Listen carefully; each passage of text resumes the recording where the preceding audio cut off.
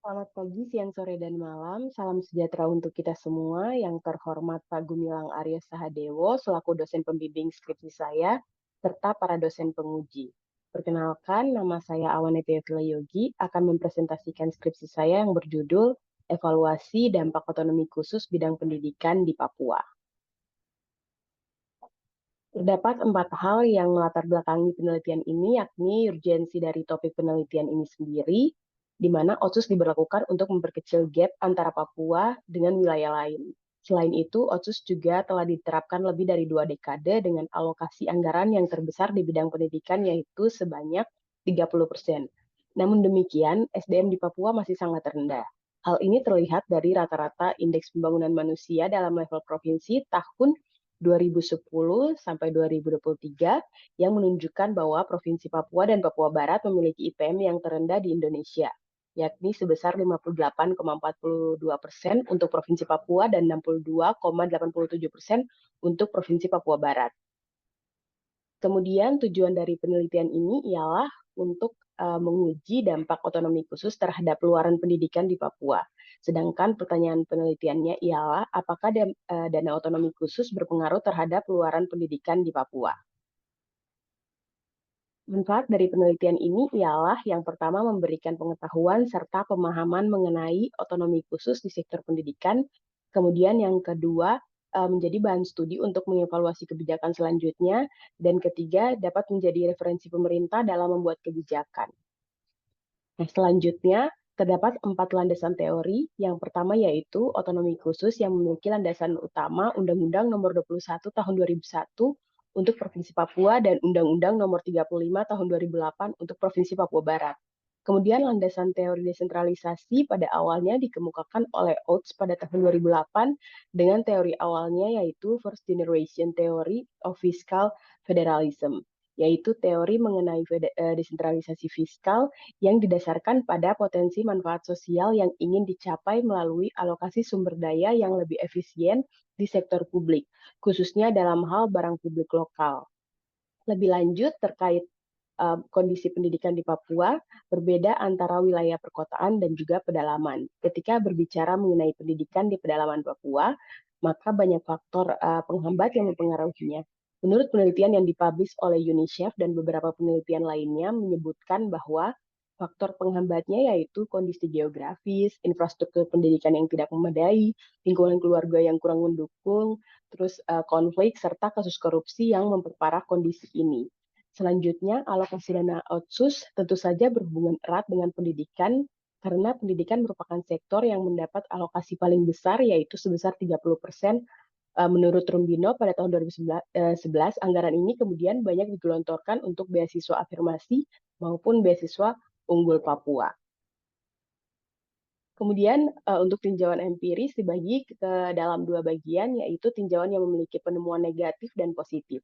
Pada temuan negatif yang dilakukan oleh Wanimbo pada tahun 2015 dan IHA pada tahun 2017, menemukan bahwa OTSUS belum sepenuhnya memberikan jaminan terhadap peningkatan kualitas pendidikan bagi rakyat Papua. Hal ini disebabkan oleh infrastruktur yang tidak memadai, di mana hal ini dipicu oleh kualitas dan kuantitas guru yang kurang serta bangunan yang tidak layak dan kurikulum yang tertinggal. Selain itu, faktor lainnya ialah penerapan otsus yang hanya dirasakan oleh mereka yang tinggal di kota, yang mana hal itu dipengaruhi juga oleh kondisi geografis yang ekstrim, serta pengaruh lingkungan yang tidak suportif. Adapun faktor lainnya yaitu maraknya kasus korupsi yang kian memperparah kondisi ini. Kemudian untuk penemuan positifnya ditemukan oleh Giuliarini dan Hatmoko pada tahun 2020 yang menemukan bahwa OTSUS berhubungan positif dengan peningkatan IPM di Papua, namun nilainya sangat kecil. Hal ini dipicu oleh adanya realisasi anggaran melalui penyediaan beasiswa untuk putra-putri Papua. Kemudian data penelitian ini bersumber dari Integrated Public Use Microdata Series atau IPAMS untuk survei tahun 1980, 1985, 1990, dan 2010. Sampelnya berjumlah 935.137 individu dengan batasan usia 25 sampai 98 tahun, di mana usia 25 tahun ini dipilih sebagai standar umum dari UNESCO sebagai batas bawah rata-rata usia menyelesaikan pendidikan. Kemudian Untuk model penelitiannya, penelitian ini menggunakan metode differences atau DID untuk menilai dampak kausal suatu peristiwa dengan membandingkan kelompok treatment dengan kelompok kontrol. Selain itu, terdapat dua variabel outcome, yaitu schooling dan literasi, di mana literasi merupakan variabel dummy yang bernilai 1 jika ya dan 0 jika tidak, dengan pemodelan sebagai berikut. Dan berbagai variabel independen dengan 4 subscript yang ada dalam persamaan tersebut ialah I yang merujuk pada individual, kemudian K ialah kabupaten atau kota, P adalah provinsi, dan T adalah waktu. Selain itu, variable of interest atau DID di dalam model juga merupakan variabel dummy yang bernilai 0 sebelum adanya outsus baik pada variabel kontrol maupun treatment, dan bernilai 1 setelah adanya outsus pada variabel treatment. Variabel kontrol dalam penelitian ini yaitu Provinsi NTT, NTB, Maluku, dan Maluku Utara. Sedangkan variabel treatment-nya yaitu Provinsi Papua dan Papua Barat. Selain itu, untuk tahun sebelum treatment ialah 1980, 1985, dan 1990. Sedangkan sesudah treatment ialah tahun 2010. Ini adalah penyesuaian antara sensus IPAMS dan timeline ketetapan Otsus Provinsi Papua dan juga Papua Barat. Nah, kemudian untuk asumsi tren paralel, di dalam BID sangat penting untuk mendapatkan estimasi yang tidak bias. Dan jika kita melihat dua grafik ini, maka asumsi tren paralel terpenuhi karena kedua outcome memiliki tren yang sama antara variabel kontrol dan treatment, dan menunjukkan penurunan setelah adanya treatment ditunjukkan oleh garis hijau. Kemudian kita beralih ke hasil dan pembahasan, di mana tabel yang di samping menampilkan deskriptif statistik dari variabel yang digunakan dalam estimasi yang meliputi variabel observasi, mean, standar deviasi, nilai minimum, dan nilai maksimum dari variabel dependent dan independent. Yang mana dalam penelitian ini variabel dependent berjumlah 2, sedangkan variabel independent berjumlah 8. Informasi lainnya yaitu jumlah perempuan dan laki-laki yang hampir sama, yakni 50,75% untuk perempuan dan 49,25% untuk laki-laki. Variabel outcome schooling menunjukkan angka setengahnya, yakni 58,13%, sedangkan untuk outcome literasi menunjukkan angka yang lebih tinggi, yakni 71,53%. Ini menunjukkan bahwa lebih dari setengah masyarakat dalam rentang usia 25-98 tahun sudah bisa membaca, namun tingkat capaian pendidikannya masih sangat rendah.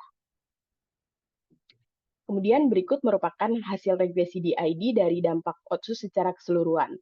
Pada kolom 1 menunjukkan bahwa di Provinsi Papua, Papua Barat, NTT, NTB, dan Maluku dan Maluku Utara pada tahun 2010 memiliki rata-rata lama sekolah yang lebih tinggi sebesar 383,7 poin percentage tahun dan juga menaikkan peluang individu dalam kemampuan literasi sebesar 29,8 percentage point dibandingkan tahun 1980, 1985, dan 1990 atau tahun sebelum adanya Otsus. Kolom kedua menunjukkan bahwa dari tahun 1980, 1985, 1990, dan 2010 di Provinsi Papua dan Papua Barat memiliki rata-rata lama sekolah lebih rendah sebesar 16,4 percentage point tahun dan juga memiliki kemampuan literasi yang lebih rendah sebesar 4,8 percentage point jika dibandingkan dengan daerah NTT, NTB, Maluku, dan Maluku Utara. Kemudian untuk kolom ketiga menunjukkan bahwa Otsus justru menurunkan rata-rata lama waktu sekolah sebesar 35,3 percentage point dan juga berpengaruh pada rata-rata kemampuan literasi yang turun sebesar 3,8 percentage point. Dengan kata lain, adanya Otsus justru berdampak pada menurunnya tingkat pendidikan dan literasi di Provinsi Papua dan Papua Barat. Temuan pada penelitian ini kemudian sejalan dengan beberapa literatur yang ditemukan. Hal itu menandakan bahwa salah satu tujuan dari pembentukan Otsus belum terpenuhi, yaitu meningkatkan kualitas orang asli Papua melalui kesempatan mendapatkan kualitas pendidikan yang baik. Hal itu dibuktikan dari beberapa temuan yang menemukan bahwa Otsus belum sepenuhnya berpengaruh signifikan terhadap pendidikan di Papua. Faktor yang menyebabkan hal ini terjadi pun sangat beragam, seperti Otsus yang dianggap sebagai solusi yang buru-buru, kemudian maraknya kasus korupsi dana Otsus, sarana dan prasarana yang minim, kondisi geografis, demografis, dan sosiologi di Papua yang ekstrim, hingga konflik dan tuntutan memisahkan diri dari NKRI. Kemudian hasil di ID untuk subkelompok female. Nah, pada tabel ini menunjukkan bahwa pada kolom 1, baik di Provinsi Papua, Papua Barat, NTT, NTB, Maluku, dan Maluku Utara pada tahun 2010, untuk kelompok perempuan memiliki rata-rata lama sekolah yang lebih tinggi sebesar 401 percentage point tahun, dan juga kemampuan individu dalam literasi sebesar 36,6 percentage point dibandingkan tahun 1980, 1985, dan 1990. Lalu pada kolom kedua, di tahun 1980, 1985, 1990, dan 2010 di Provinsi Papua dan Papua Barat, untuk subkelompok perempuan memiliki rata-rata lama sekolah yang lebih tinggi sebesar 10,4 percentage point tahun, dan juga memiliki kemampuan literasi yang lebih tinggi sebesar 0,5 percentage point jika dibandingkan dengan daerah NTT, NTB, Maluku, dan Maluku Utara. Kemudian pada kolom ketiga menunjukkan bahwa OTSUS berdampak negatif dan signifikan terhadap menurunnya rata-rata lama sekolah di Provinsi Papua dan Papua Barat sebesar 45 percentage point tahun pada subkelompok perempuan. Hal yang sama juga terjadi pada outcome literasi, di mana OTSUS justru menurunkan rata-rata kemampuan literasi sebesar 6,7 percentage point. Temuan ini kemudian sejalan dengan beberapa literatur yang ditemukan, yakni penyebab ketidakefektifan OTSUS di bidang pendidikan pada subkelompok female disebabkan oleh maraknya kekerasan terhadap perempuan. Dan jika kita bagi, terdapat 3 jenis kekerasan, yaitu kekerasan yang dilakukan oleh negara melalui aparatur ketika terjadi konflik, kemudian kekerasan dalam rumah tangga yang sering dilakukan oleh suami, dan kekerasan berlapis yang mana satu kekerasan dapat memicu kekerasan lainnya. Dan yang terakhir yaitu dampak OTSUS terhadap subkelompok male. Pada kolom 1, baik di Provinsi Papua, Papua Barat, NTT, NTB, Maluku, dan Maluku Utara, pada tahun 2010 untuk kelompok laki-laki memiliki rata-rata lama sekolah yang lebih tinggi sebesar 366,8 percentage point tahun, dan juga kemampuan individu dalam literasi sebesar 23 percentage point dibandingkan tahun 1980, 1985, dan 1990.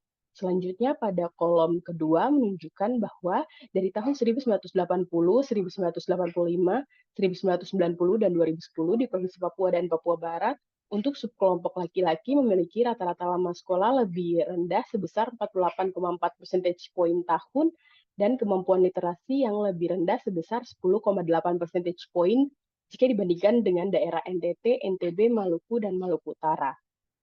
Lalu pada kolom ketiga menunjukkan bahwa OTSUS berdampak negatif dan signifikan terhadap menurunnya rata-rata lama sekolah di Provinsi Papua dan Papua Barat untuk subkelompok laki-laki sebesar 25,5 percentage point tahun.